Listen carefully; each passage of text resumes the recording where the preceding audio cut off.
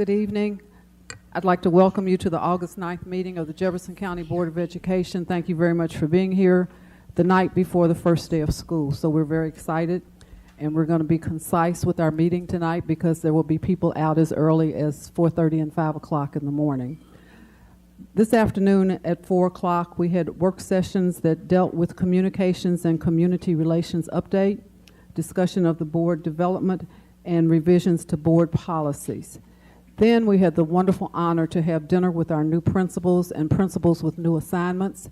Normally they come down here to meet you and to see you, but we really wanted them to go either home or back to work so they could prepare for in the morning, and Dr. Harkins is going to introduce them to you electronically, I think, as we move forward. If you could please at this time, let's focus our thoughts on the first day of school tomorrow and how important it is for our children, and if we could have our traditional moment of silence, please.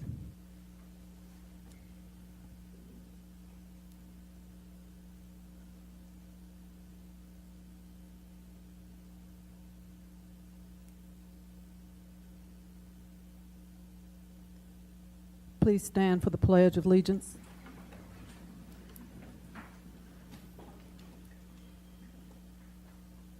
I pledge allegiance to the flag of the United States of America and to the republic for which it stands, one nation, under God, indivisible, with liberty and justice for all.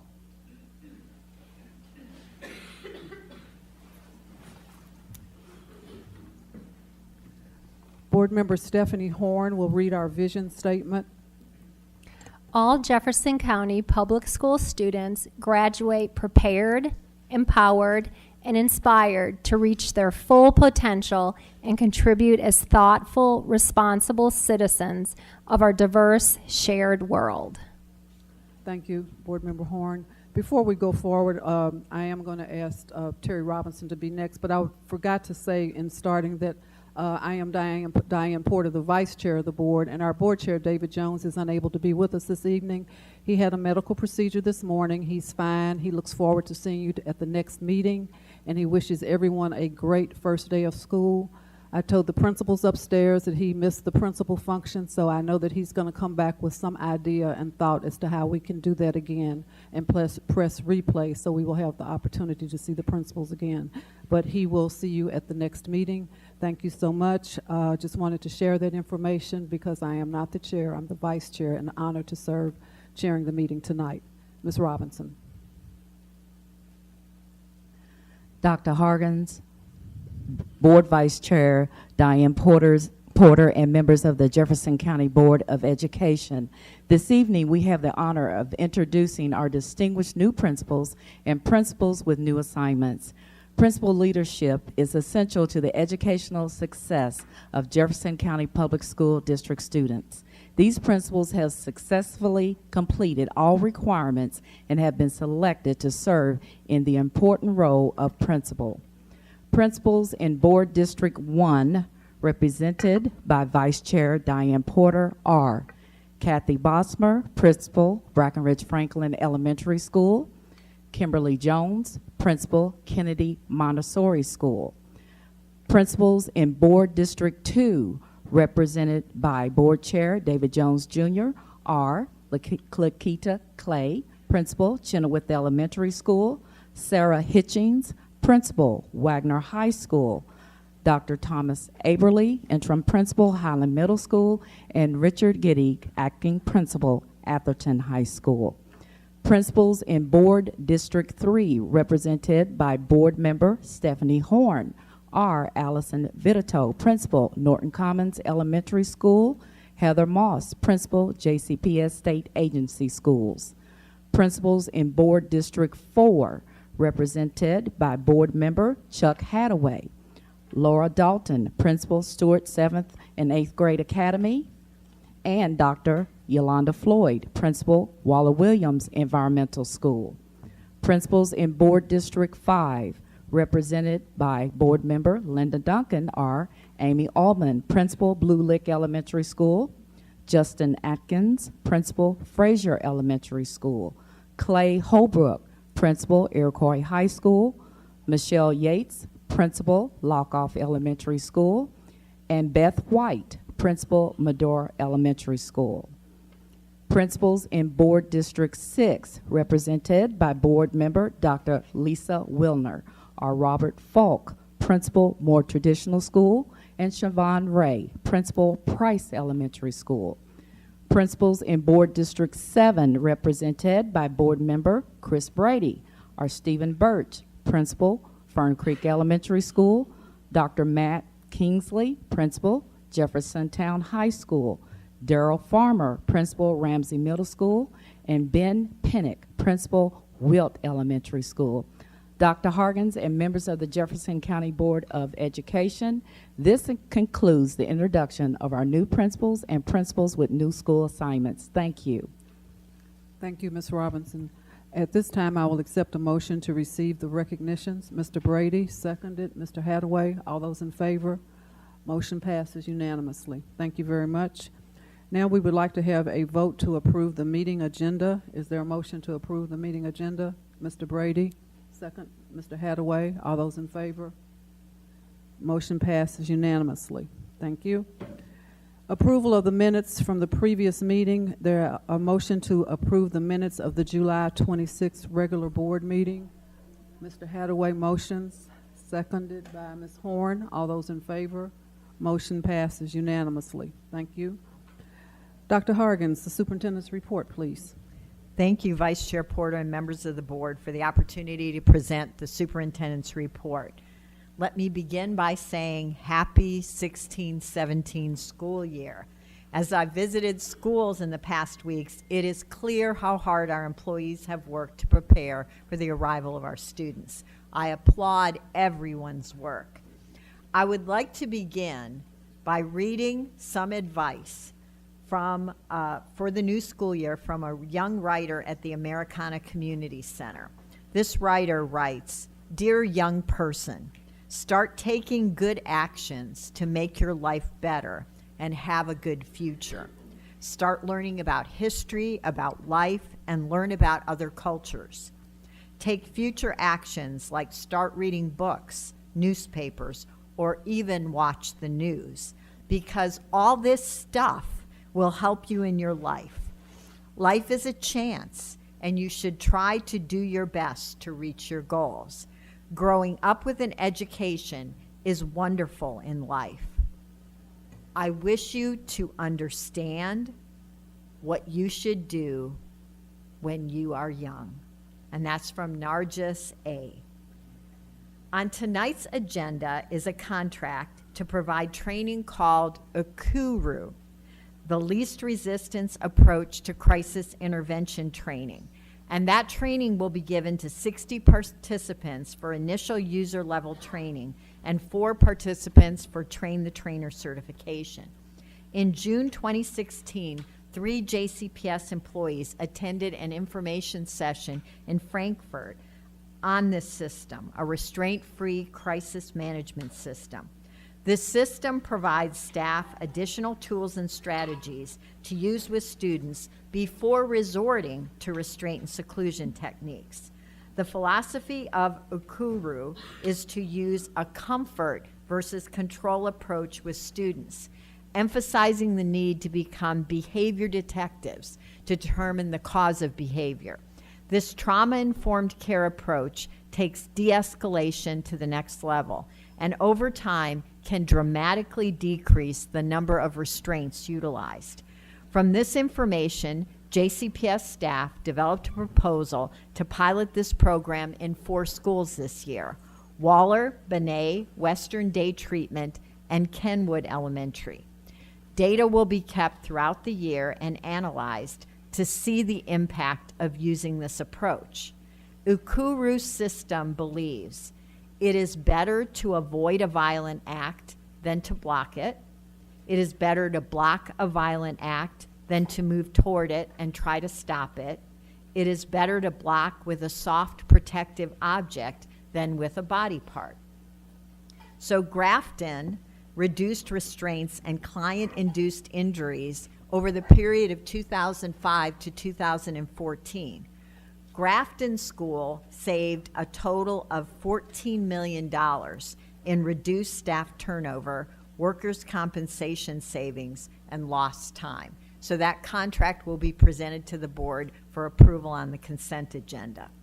Another item on the consent agenda, this is more information about the system.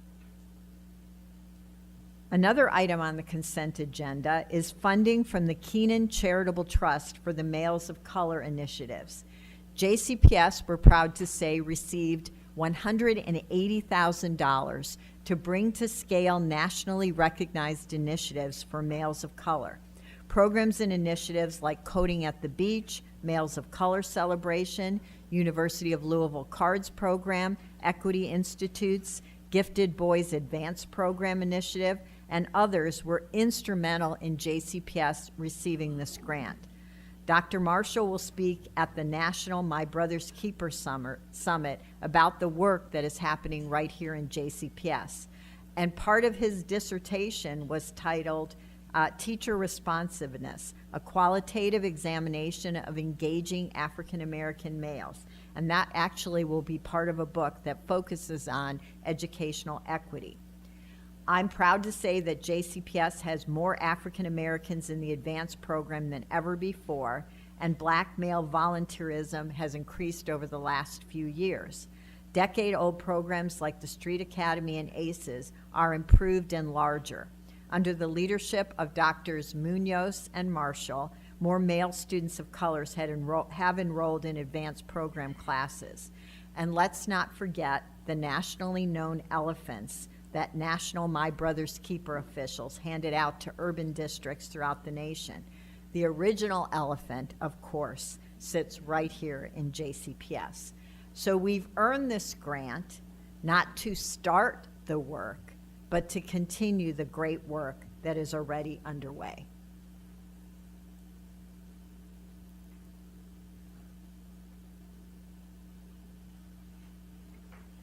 Sexuality education is part of a required high school health class. The Kentucky core standards are aligned with the National Health Education Standards.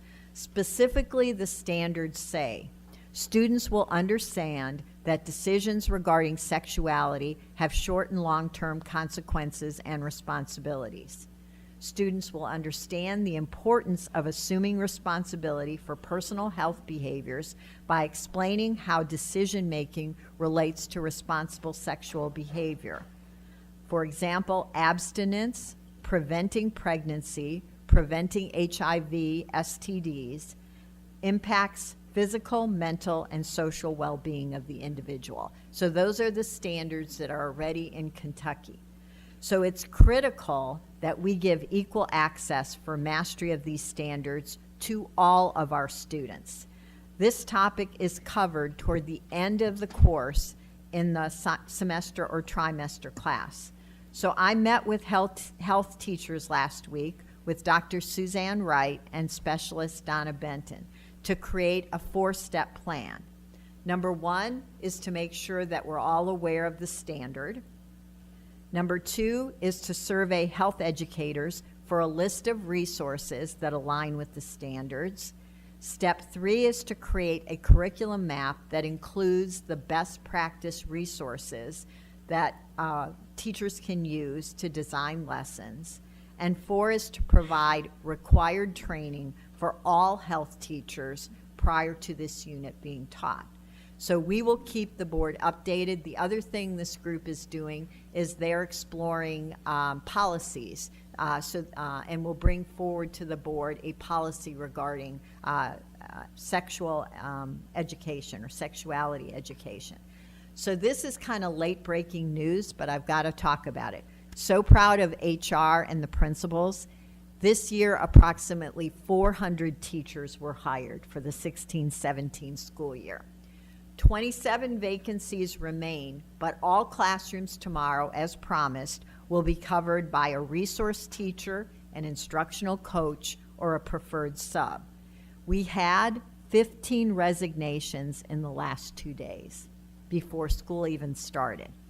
25 teachers will arrive at 7 a.m. tomorrow here to sign their contract, and they are going to school. So staffers are here as we speak, still hiring and processing recommendations. So again, we're proud of Human Resources and of the principals for that work. Vice Chair Porter, I'm recommending for approval the consent agenda later in the meeting. Thank you, Dr. Harkins, for your report. On our agenda tonight, we have one action item, and the action item is Say Yes to Education Letter of Commitment. There are currently no speakers to speak on this particular item, so Dr. Harkins, would you please introduce the action item to us, please? Absolutely, and I'll deliver the action item. You remember that at the last board meeting at a work session, we had a presentation about Say Yes to Education. So just briefly, Say Yes to Education can help us achieve the district's strategic vision that all JCPS students graduate prepared, empowered, and inspired. The key components of Say Yes include 100% college tuition scholarships for graduates, deep cross-government and service sector collaboration and governance, strategic use of data, and comprehensive supports for students. Taken together, this will lead to greater student success, a creation of an even better college-going culture, and more students graduating prepared. So the application for Louisville requires individual letters of commitment from key community entities and individuals, including the superintendent and school board, and that's what we're presenting tonight for your approval, the Jefferson County Teacher Association from their president, Brent McKim, the Louisville mayor, the Louisville Metro Council, university presidents, key local philanthropic organizations, and key local community-based organizations. So again, we're presenting for approval the letter of support to be included in the application. Questions? Mr. Brady. Thank you, Vice Chair. My question is, well, first of all, a comment that I think that this is a fantastic opportunity, and it can be what I would see as a Apollo level program or moonshot for this particular district if we can achieve it. But there has been a concern expressed by some in the community about a concern regarding donation fatigue. And what I mean by that is that we have a lot of other initiatives that we're focusing on as a district, and this is a really big ask from the community. It's something I think we can accomplish, but there's a concern expressed that with some of the other initiatives that we have, that there might be a fatigue from those in the community wanting to do this, plus some of the other programs that we're trying to ask for support for. And I was wondering if you might be able to speak to that, or have a member of your staff that might be able to speak to that concern. Well, as we submit the proposal, they did an RFP, and we're submitting a proposal, and all of these letters of commitment, and then as the process moves forward, they really look at how much money can be raised as a good faith effort to get to the total amount. So that's part of the process. But again, it starts with all of these letters of commitment saying that we're serious about, like you said, a groundbreaking opportunity for our students. Other comments? Is there a motion to approve the Say Yes to Education Letter of Commitment? Ms. Horn motions. Is there a second? Mr. Brady? All those in favor? Motion passes unanimously. Thank you so much. There are no information items on the agenda tonight. We're going to move to the consent calendar, and currently there is one speaker about policies, which is a part of the consent calendar. So at this time, I would invite Judith Faulkner to come for your presentation. Judith Faulkner. Ms. Faulkner, thank you for being here tonight. Before you start, I'm supposed to say that each speaker is allowed 3 minutes to address the board. At the end of 2.5 minutes, a bell will sound once. You will then have 30 seconds to finish your statement. At the end of 3 minutes, the bell will sound twice, indicating that your time is up.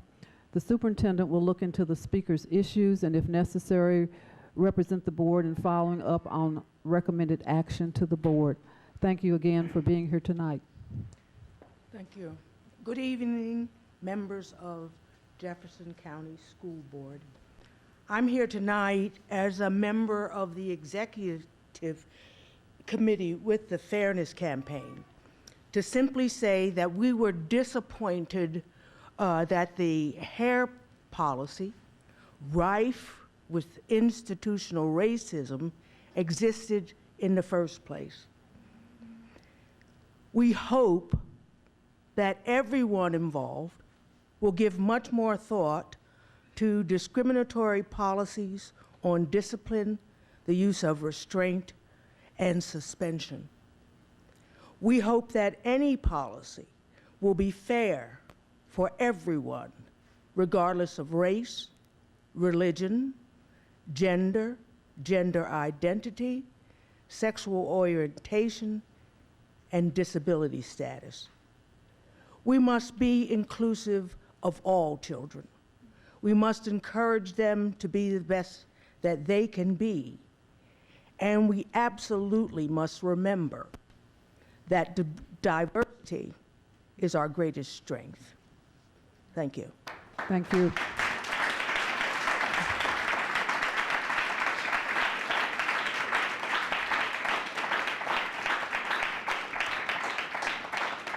I would like to clarify that tonight the board is looking at several policies, none of which deals with the topic that you spoke on, but we are very aware and we are moving forward collectively as a district to be compassionate and sincere with what we're doing with our students. But thank you for addressing us, but I don't want you to think that we're voting on any policies like that tonight. But thank you for being here very much. Okay, so moving on to the consent calendar, are there any items that need to be pulled down? Is there a motion to receive the consent calendar? Ms. Duncan, motion seconded by Dr. Willner. All those in favor? The consent calendar passes unanimously. Thank you very much. And now at this point we have tie bids, and I'm going to turn it over to Board Member Haddaway to help us with the tie bids tonight. Item number 79 on bid ID 7272 for plumbing supplies and equipment.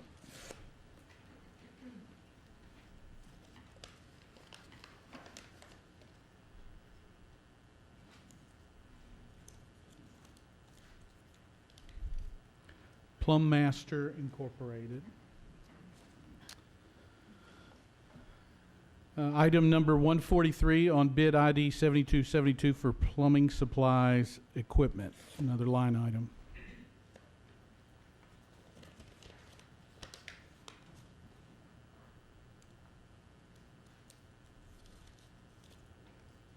Master Supply.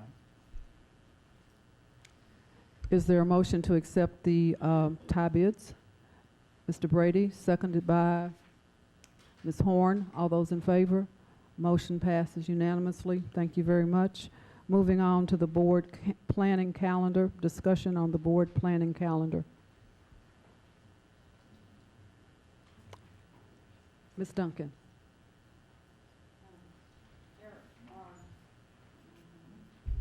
There are a couple of things that aren't on the calendar and that aren't listed there, and I think we've talked about the monthly dashboard report, whatever we choose to include in that, and the quarterly report on behavior. And I think it'd be nice to go ahead and have that on the calendar so we don't forget that's something that we would like to see over the next this next year especially. And also just like to see an update on our Schools of Innovation somewhere on this calendar this fall to see how things are moving with our Schools of Innovation. Okay, thank you, Ms. Duncan. Anything else for the planning calendar? Is there a motion to receive the planning calendar? Ms. Duncan, seconded by Mr. Haddaway. All those in favor? Motion passes unanimously. Thank you. Moving on to board reports.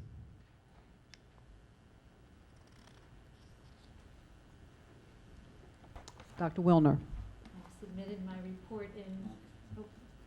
submitted my report in writing, so it's on the meeting materials, but I just want to say that Dr. Hargens and I had an opportunity to attend the first JCPS LGBTQ Student Summit on Saturday, and there were a number of community partners, University of Louisville and the Louisville Youth Group. It was a wonderful event. They had over 100 students and parents and other family members and staff registered for the event. Great turnout by the community, and the first event of its kind in JCPS.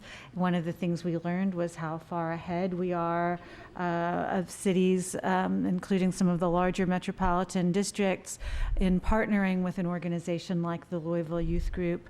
So it was good to hear that we're out in front of the pack on that. It was a very affirming event, and there's a picture with my board report of some of us who got to give a brief greeting. So. Other, Ms. Horn?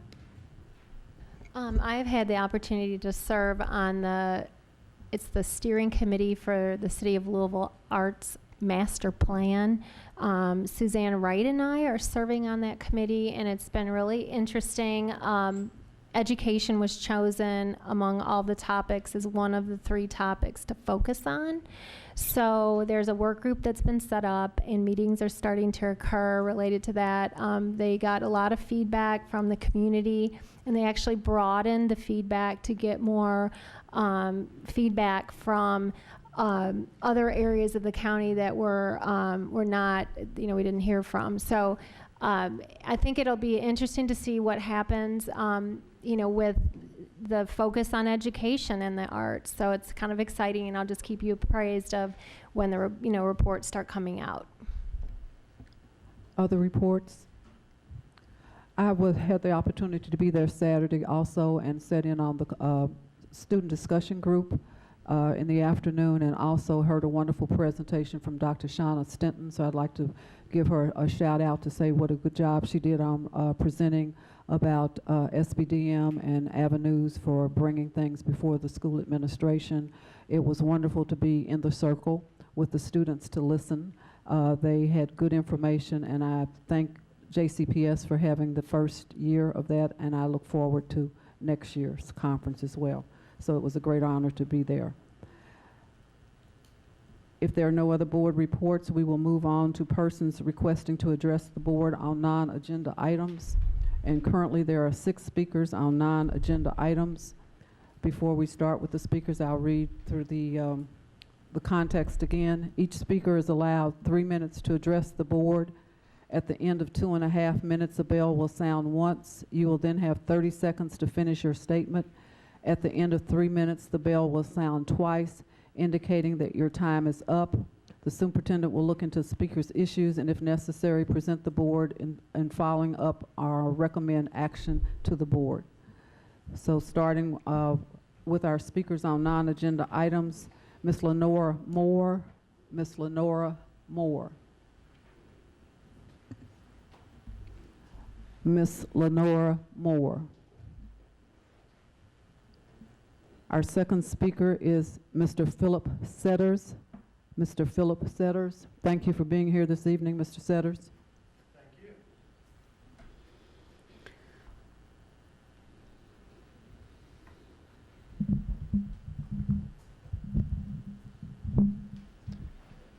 Good evening. I think by now everyone pretty well knows that my name is Philip Setters and I am a concerned parent. The student fee situation in this district is a fiasco. Many of the fees being charged simply ignore KDE regulations, and some are even presented in a deceitful manner. Those approved by you are at best inequitable in a variety of ways, and they mask a budgetary deficiency. In May, when you approved fees for the second time in the inadequate 3 minutes I was allotted, I identified a number of issues, and I asked you to delay approving those fees until you had done the work to straighten the matter out. I warned you. If you go ahead and approve these fees, you are opening a Pandora's box of problems because you will be inviting or even condoning significant violations of state regulations and perhaps even educational laws, possibly putting people's careers in jeopardy. I am pleading with you, please don't do this. Well, some of you insisted on going ahead and doing it anyway, and there's already a problem at one school at least. Even though I think the people involved took reasonable steps to comply with the rules, but even the district supports failed to ensure compliance. That night, Mr. Brady voted to approve all the fees even though he acknowledged there were problems with them. He wanted to permit another year to get it right. But here's the rub. The rules were published in March 2013 and became effective that July. That was 3 years ago. Do you really need a fourth year to ensure that a simple rule is being followed, that students are being treated fairly, and parents are not being sold a bill of goods? 3 years seems long enough to stop kicking the can. 4 years just seems like not taking your responsibility seriously. Hopefully, it won't take 4 years for the people of District 7 to fix their mistake. Thank you. Thank you, Mr. Setters, for being here tonight. Our next speaker is Rebecca Frederick. Ms. Rebecca Frederick.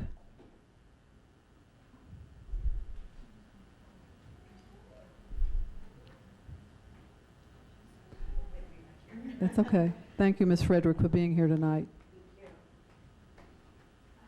Hi. So my name is Rebecca Frederick. I am a parent of an incoming kindergartner, as well as a leader with a local group called Louisville Showing Up for Racial Justice. I'm here today to address the Butler hair code policy and to say that, this is a problem that begins with hair, but it doesn't end there. And it just begins in this one school, and it goes to every school and to every school in this district, and it affects all of our students in a negative way.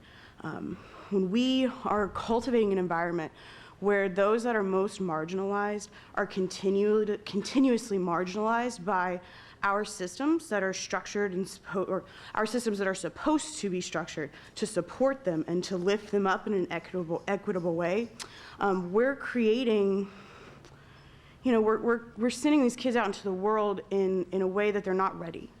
We're creating an environment that is putting one child above another because of the color of their skin. That this is something that the hair policy, here it is, black and white, right? The hair policy is really clearly discriminatory towards students of color. But it goes much deeper. It goes into the achievement gap that is very, very clearly documented, that poor and working class students, that students of color are not given the resources that they need to be equitably lifted up. This goes into the discipline policies that are causing there to be an unimaginable amount of restraints that are hurting our students, that are hurting our disabled students, that are hurting our students of color in a disproportionate way. That we are suspending students of color at a disproportionate rate. And that all of this begins in this hair policy. All of this begins in this racial bias that we are writing into what we are giving every single student. And we at Louisville Showing Up for Racial Justice are white people that focus on what we are doing in these spaces to help lift up students of color in a way that just help lift up students of color. So I'm going to ask the white members of this board, Dr. Hargens, that you all step up, break your white silence, and say this is not okay. That throughout the JCPS policies, throughout the actions, throughout the practices, that we are discriminating against students of color, either outright or in just this coded language and in these coded actions. And it's not okay.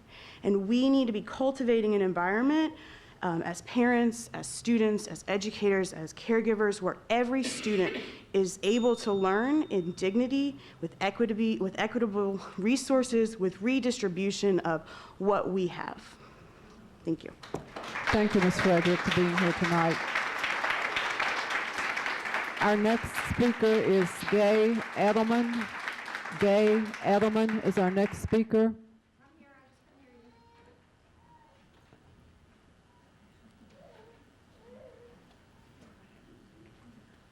Thank you, Ms. Edelman, for being here tonight.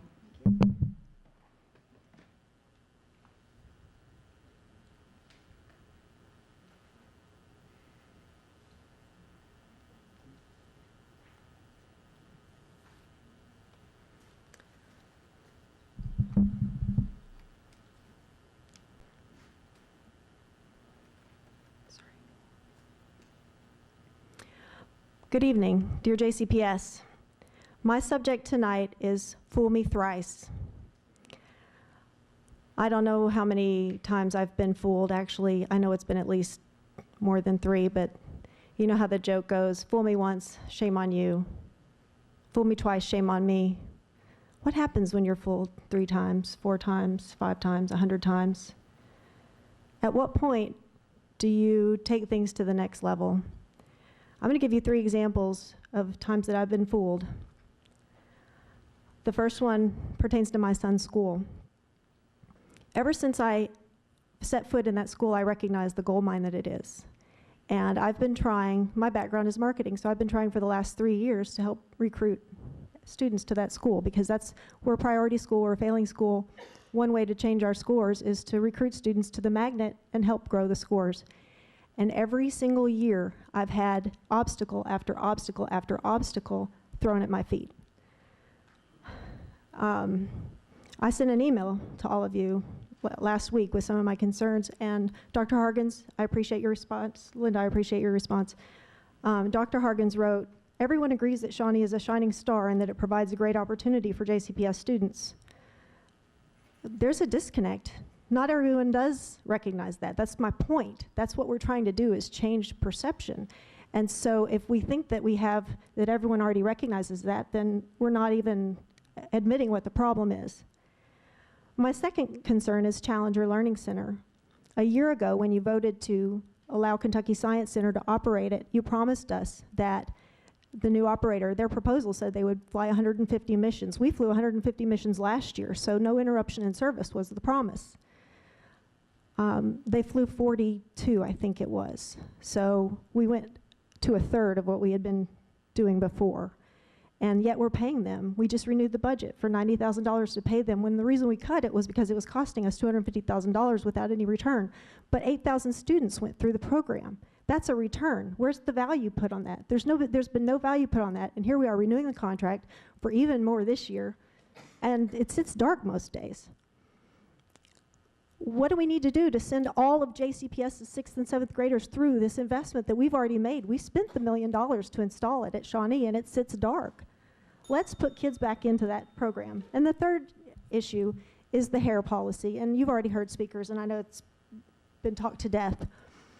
But I was disappointed that the letter indicated that the person who brought it to the attention should have asked first, instead of admitting that we made a mistake. We made a mistake. There should be a review process that says you cannot violate law and you cannot violate board policy, and it should be reviewed. It got changed by a couple of people who probably meant no harm, just weren't familiar with the terms, and it became a big stink because there wasn't a policy in place. So my question to you is, what do we do when it's fool me once, fool me twice, fool me thrice? What are those next steps? Thank you. Thank you, Ms. Edelman. And our next speaker is Buffy Sexton. Buffy Sexton. Buffy Sexton.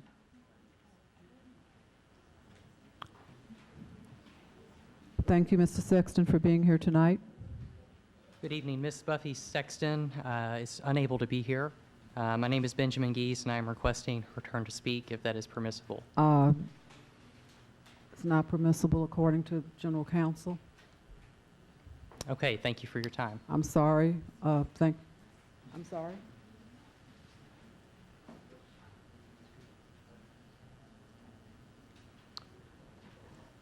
Our next speaker is Dr. Kayla Story. Kayla Story, Dr. Story, thank you for being here. Kyla, I'm sorry, I apologize. Oh, it's okay. All right. Hi, good evening. My name is Dr. Kyla Story. I'm an associate professor at University of Louisville in Women and Gender Studies and Pan-African Studies. I'm also the Audrey Lorde Endowed Chair in Race, Gender, Class, and Sexuality Studies at the University of Louisville, and I'm here to speak about the dress code that is the plan to implement in a number of schools in JCPS rather. Not only do I see the policy along with the hair policy as gender bias. I also see it as racist. To single out and or police and or punish students of African descent and other students of color who wish to express their politics, ancestry, and personal style of their hair in its natural state, to punish those students, single them out, and or ridicule them is deplorable to me.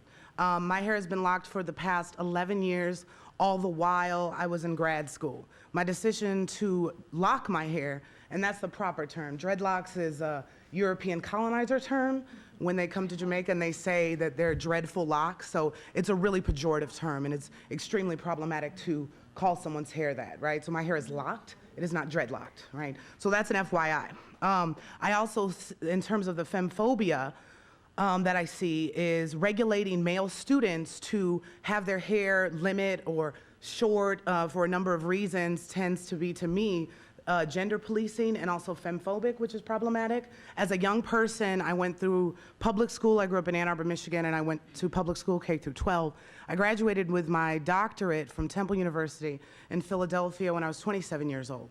And at no point in time did my natural hair distract from my professional, personal, and or educational goals. Me wearing my hair and expressing myself through my clothes, my aesthetic, right, did not hinder my professional, career, or educational goals. And being a professor and teaching at the college level for the past 11 years at Drexel University in Philly, at Temple University in Philly, and now for the past 8 at the University of Louisville, I've never, as an instructor or educator, been distracted by any of my students' hair, and I've probably taught hundreds and hundreds of students over the years at various institutions. To me, I feel as if teachers and administrators are getting distracted by the way students are dressing or their hair, I encourage them to look up different pedagogical methods to create critical engagement with their students and with their young people.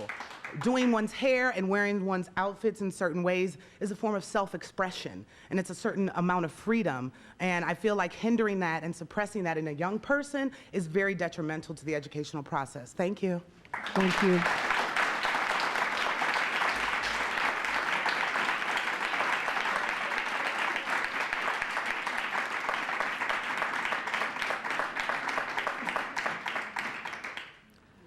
That completes our list of speakers for this evening, and I thank everyone for their patience and for helping us move the agenda very quickly.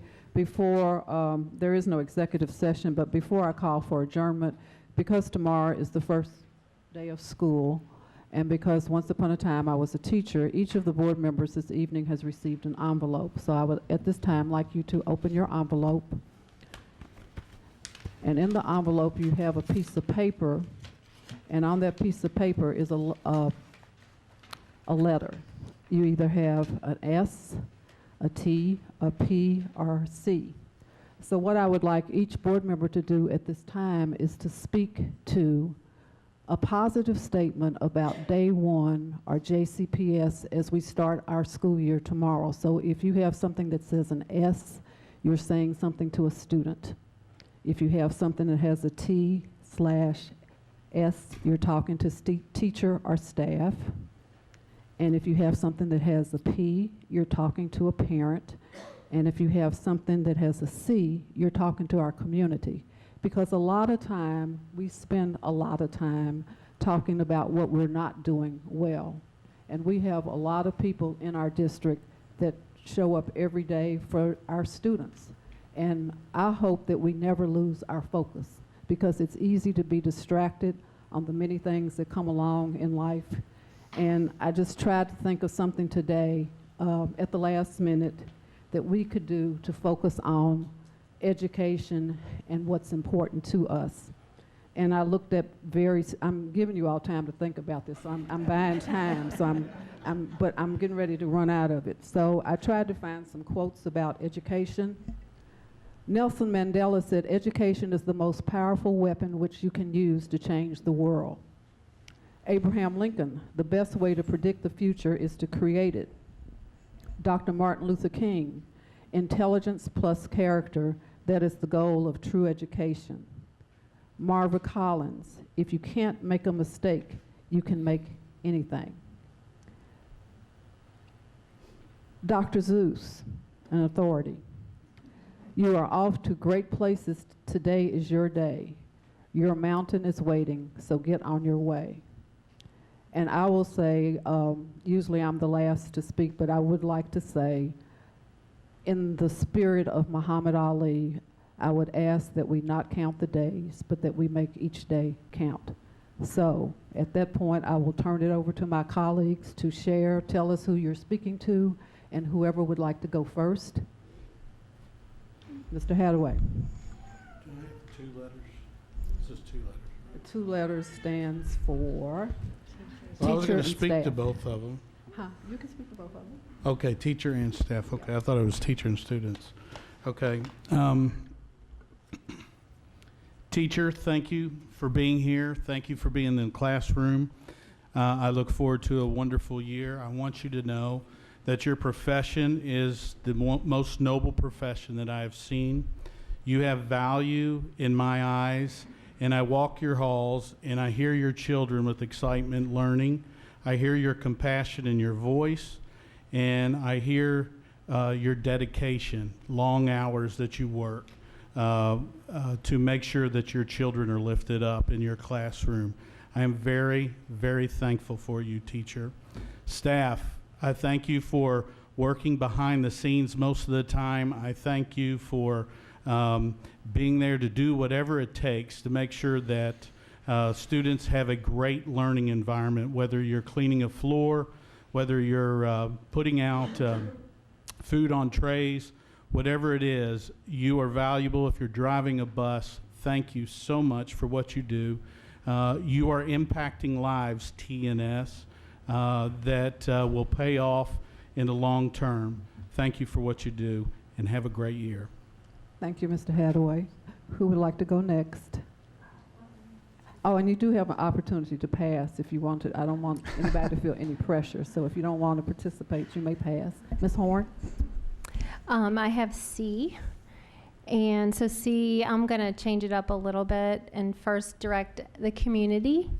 Very simply, I hope that the community will be public school advocates, that all of you in the community will support JCPS and support public school. C also for me is to the children, and very simply, make it a great day. Thank you. Next, Mr. Brady. We'll just go on down the line here, shall we? I have S for students, and when I see that and I start thinking about what to say to students, I immediately run to my 2 young boys that will be starting school yet another year tomorrow. And when I think about that, I just think about what I would say to them, and this would apply to any student. But first of all, do your best. Be in class, pay attention, show respect to your teachers, show respect to your fellow classmates. Do your best, but don't be afraid to make mistakes.